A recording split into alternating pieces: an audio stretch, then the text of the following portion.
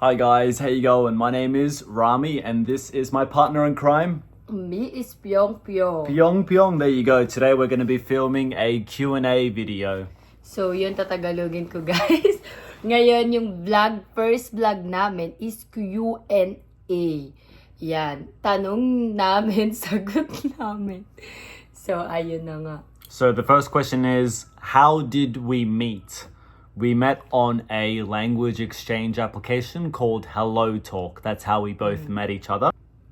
How old are you? I'm 25. I'm 23. How long have you two been in a relationship for? Gano'n na katagal yung relasyon namin? 7 months. Hey, Nox! What's the hardest part about being in a long-distance relationship? You want to translate that? Ano yung pinaka mahirap sa long distance relationship? O, translator. So for me personally, I haven't found anything to be really difficult about the relationship. I know some people in long-distance relationships, they can be very clingy. They really want to be with their partner. I mean, don't get me wrong. I really want to be with Piona every single day. I guess it's because I'm always busy. I always have something to do at home. I mean, I'm always communicating with her. I want to be with her. Don't get me wrong. I guess if I was to say what is really hard about the relationship, it's probably just the distance. That's probably just it for me. What about you?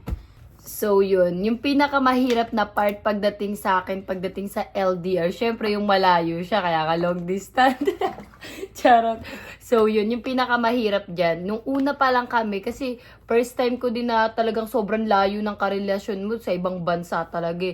Hindi namin kilala yung isa't isa at wala akong alam kung ano bang itsura ni Rami sa personal, ano ba talaga yung attitude niya. Kasi pwede kang magpanggap pagdating sa social media kung paano kayo mag-usap, pero iba pa rin pag nakilala niyo yung isa't isa.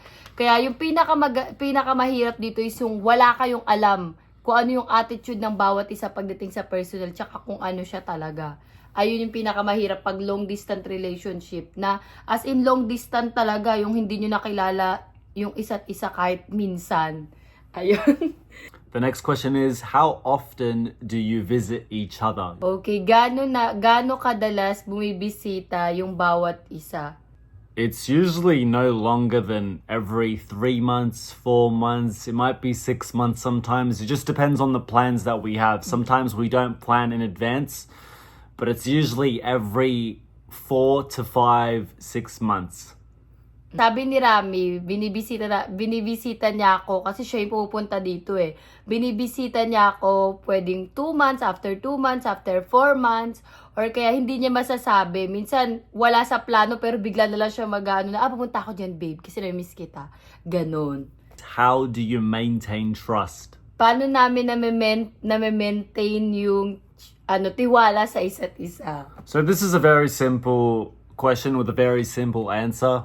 For me, it's just regular communication. We're constantly updating each other throughout our day. We don't have late replies. We're constantly sending each other photos and videos on our day. We're very excited whenever we send each other a message. That's probably the main part as to how me and Piona maintain trust in our relationship, is the regular communication. We're very excited when we message each other. We're constantly sending each other new things. We're planning new activities even when the relationship is distant. Sa akin naman yung paano namin na-maintain yung tiwala namin sa isa't isa. Unang-una talaga guys, pagiging open. Open namin sa isa't isa. Kailangan alam mo kung ano yung past niya before and alam niya kung ano yung past ko before. Kasi once na alam nyo yan, magkakaroon kayo ng trust sa isa't isa. Alam mo kung ano yung ayaw niya at alam mo kung ano yung gusto niya. Ganun kami ni Rami. Open kami sa isa't isa. Bago kami nag-start ng relationship, na-maintain namin yung relationship namin ng open, masaya. Kasi wala kami tinatago sa isa't isa. Ayun naman yung maganda sa aming dalawa. Yun. Tsaka yung update, tsaka yung consistent na communication. Yun yung secret talaga. The next question is, what's your favorite memory together? Ano yung pinaka-favorite naming memories together? Alam niyo na yung translate na yun. Hindi, pinapahirapan ako nito eh. So I'll go first. I think my favorite memory with Piona is when I first video called her and she was very shy and she introduced me to her sisters and she used her younger sister as a translator. It was a very interesting moment. I'll never forget that memory. It was a very great memory for me, and I'll never forget it. Sa akin naman yung hindi ko makakalimutang memories namin sa isa't isa is yung first meet namin sa Mall of Asia. Kasi hindi ko alam kung paano ko siya kakausapin, guys. Hindi ko alam paano ako mag-i-English. Kasi translator yung ginagamit ko minsan kapag nag-uusap kami. Iba pala pag sa personal. Kaya ang ginawa ko ng first meet namin, hinampas ko siya ng pag-ganon. Kasi hindi ko alam kung sasabihin kong hi o hello. Ganyan. Wala akong masabi. Kaya ginawa ko, hinampas ko siya. Yun yung hindi ko makakalimutan. Pagtapos ko siyang hampasin nung kinis niya ako. Diba? This is the first kiss. Kaya hindi ko yung makakalimutan.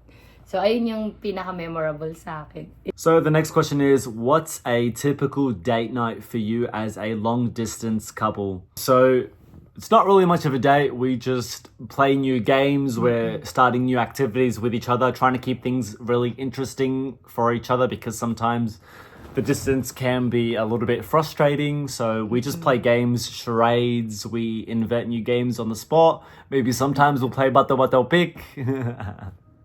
Yun, ayun yung pinagkakabalahan naming dalawa. Ganun yung klase ng date namin bilang LDR.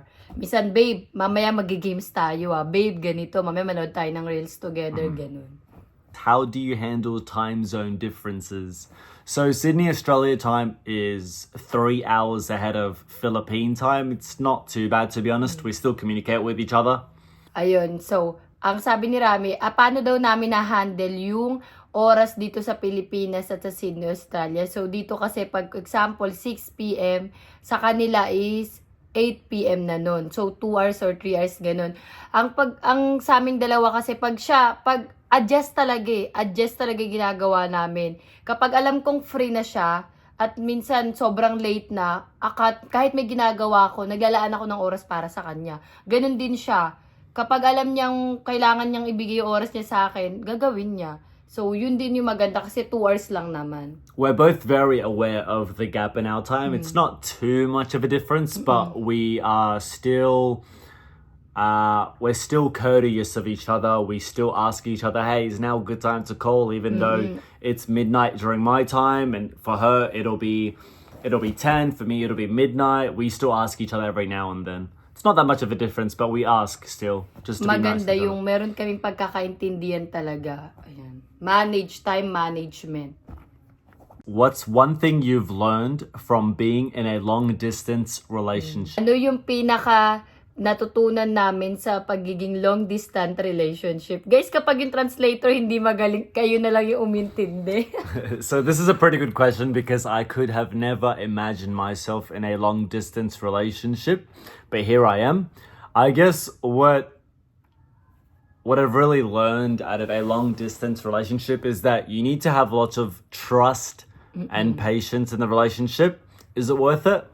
Well, I'm in a 7-month relationship with this one over here. Yeah, it's worth it for me. Yes. Sa akin naman yung talagang natutunan ko sa LDR, talagang nakakatuwa, nakaka-enjoy siya. Pero may part na sobrang lungkot kapag gusto mo siyang yakapin, yun namimiss mo siya. Dito mo mapapatunayan kung gaano kahaba yung patient mo, kung gaano mo rin kamahal yung partner mo. Kasi kailangan mo maging faithful and loyal kahit sabihin mong malayo siya. Totoo yan, guys, kasi minsan matitempt ka, maraming temptation, lalo na hindi nyo nakikita yung isa't isa araw-araw. Kaya dyan matututo ka magiging faithful and matututo ka din yung patient and trust sa isa't isa. Ayan ang maganda kapag LDR. Where are you from and what's your ethnicity? I'll go first. I am born and raised in Sydney, Australia. However, my parents are from Iraq. Some people ask me if I'm a Muslim, if I'm Arab, if I'm an Indian. So we have different ethnic groups in Iraq. We have Assyrian, we have Kurdish, we have Chaldean.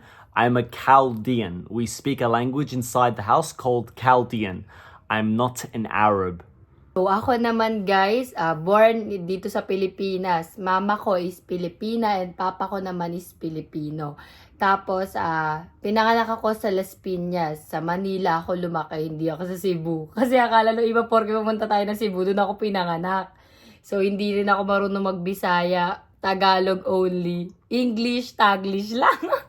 So, yun. Tapos, Yan, dito kami lumaki sa Las Piñas. Then Christian po kami. Ayan, Christian born again po kami. Kaya nakikita nyo yung mga post namin sa sa TikTok. The way din kami paano namin ginigreet yung ibang mga sumusubaybay sa video namin. So, ayun yung akin.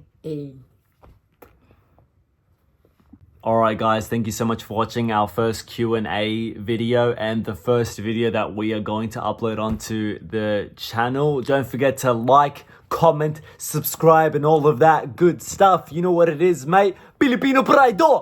So yun, wag niyong kakalimutan mag-comment kung may tanong kayo o kaya may mga gusto kayong ipagawa sa amin kaso LDR again. So comment lang dyan sa mga gustong magpa-shoutout sa inyo. Kaya mag-comment na kayo. Wag niyong kakalimutan mag-like, subscribe. Paano ba subscribe, be? Subscribe and mag-comment. Thank you guys!